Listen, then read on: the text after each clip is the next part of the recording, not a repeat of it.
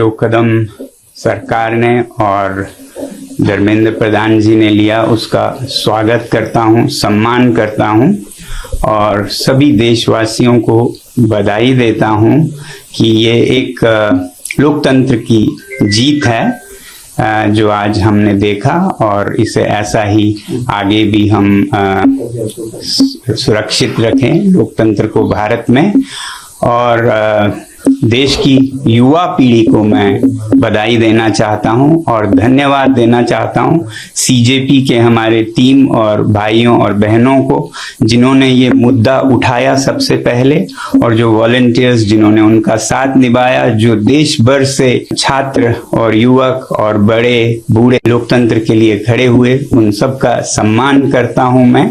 और सबसे बड़ी बात कि जिस तरह से उन्होंने शांति बनाए रखा, जहां ये प्रदर्शन हो रहे थे, कुछ जगहों पे दुर्भाग्य है कि छुटपुट घटनाएं भी देखी।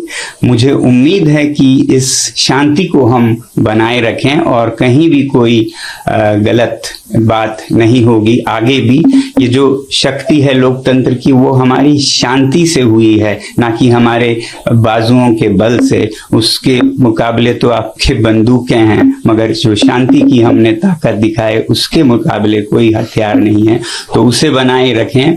अब जब आप महसूस कर रहे हैं कि आपकी जीत हुई है तो विजय में विनम्रता सबसे बड़ी बात है, वही आपके चरित्र को प्रदर्शित करता है, परिभाषित करता है। तो अब जब आंदोलन को जरूरत पड़े और कुछ आगे लेना हो या फिर अभी रोकना हो, जो भी करें बहुत ही शांति से करें। मैं ये उम्मीद करता हूं कि एक तरफ जब जवाबदेही हमें मिली इस बार की, तो अब सुधार पर काम करने की जरूरत है। केवल एक इस्तीफा से, रेजिग्नेशन से राष्ट्र नहीं बनता है।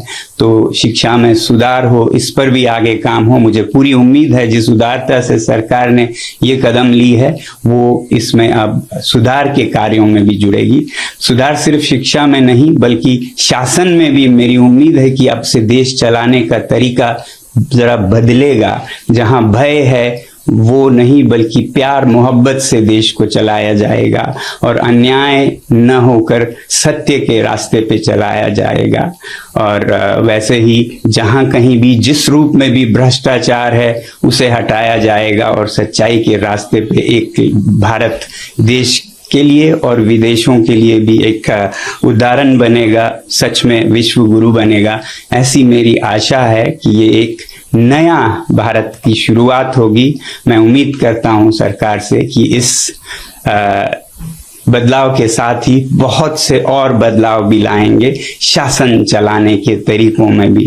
अब क्योंकि मैं लद्दाख से हूं और एक पर्यावरण कर्मी हूं, एनवायरमेंटलिस्ट हूं, तो मैं उम्मीद करूंगा सरकार के से कि जो लद्दाख के पहाड़ों को संरक्षित करने की, वहां के लोगों को लोकतंत्र देने की प्रक्रिया चली है, उसे भी बिल्कुल ईमानदारी से चलाया जाए। उसे कमजोर करने की कुछ कोशिशें हो रही हैं, वो सब छोड़कर जनता के साथ प्यार मोहब्बत से मिलकर हम सीमाओं को सुदृढ़ और शांत बनाएं, विकास के रास्ते पे लें।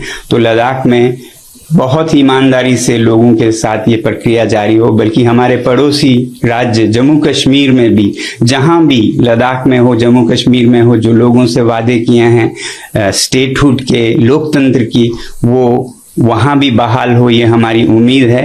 ये तो मैं अपने हिसाब से कह रहा हूं क्योंकि मैं उस इलाके से आता हूं। तो बाकी देश में शिक्षा में खासकर सुधार हो, बदलाव हो। किसी भी बच्चे को, किसी भी अभिभावक को जो इन बच्चों को गुजरना पड़ा उसमें न गुजरना पड़े। मैं आभारी हूं पूरे देश का और युवा पीढ़ी का और सरकार का भी बहुत बहुत धन्यवाद।